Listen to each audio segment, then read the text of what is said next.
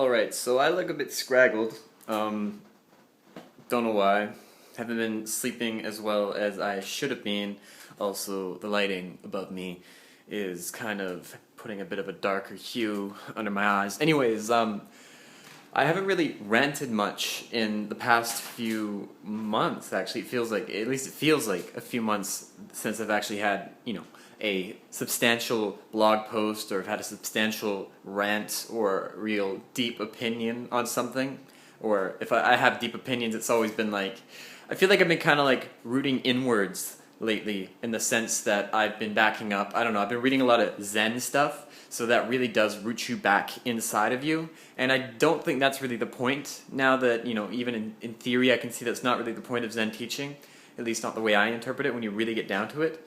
And I feel like ever since I wrote the Anarcho-Tantric Hedonism, a treatise, I really said a lot, most of what I wanted to say politically, and much of what I wanted to say spiritually in that treatise. And ever since then, I just haven't felt much of a compulsion to continue writing. I've been thinking of doing a treatise on death and how that affects us in a cultural context, and how that affects us in our everyday movements and life, and especially me, because I've been suffering from severe anxiety for the past about a month now, and it's just been because I've been in weird spots in my life. I haven't been sure of where I am. I've been, off spending lots of money and then coming back totally broke and realizing I have no real ground to stand on.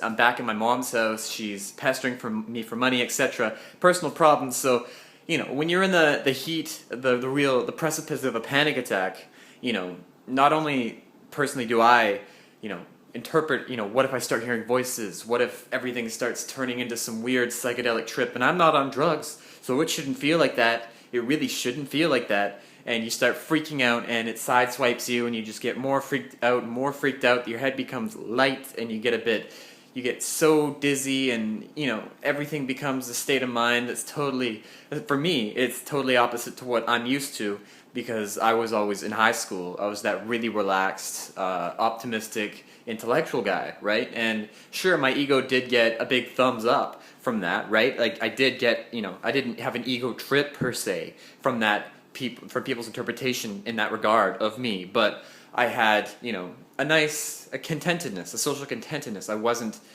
arrogant. Well, looking back, you do realize mistakes. There were points in my life with ex-girlfriends, with, really passionate debates where, I'd get stubborn because I was young, and somewhere deep inside I was insecure. So I'd really try to fortify every single point I made, and, the valuable thing is I never neglected learning from that, right? Because far later, I'd look back on that and I'd realize I'd actually been totally, absolutely, ridiculously arrogant. I'd been a total asshole, a total dick, a total douchebag, right?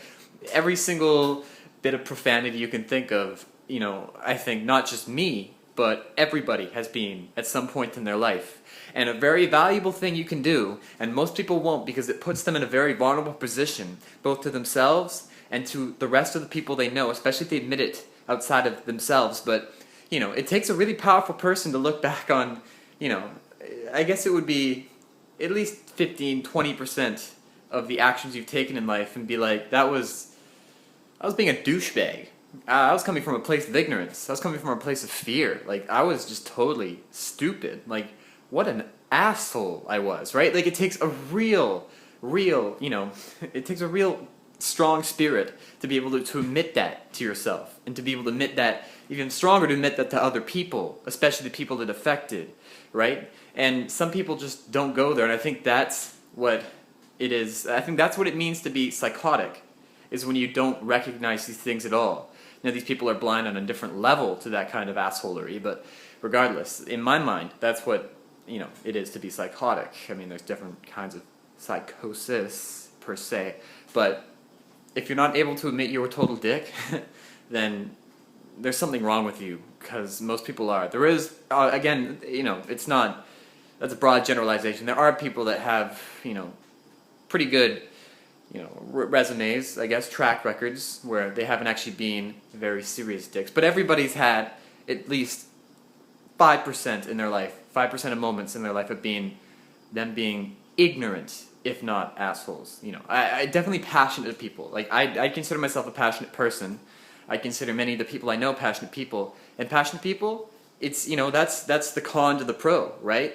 Is you're more likely to be a dick. You're more likely to, at least, if not be a dick, you're more likely to rub off as a dick, right? And this is where I'm coming into a different level now that I've realized, you know, there were points in my life where I was a total asshole in certain situations of passion, right? I'm realizing you actually, like, you know, some of that was also interpretive on another person's part, right? So although you can admit, you know, you can admit that they interpreted that way, it's not necessarily where you were coming from.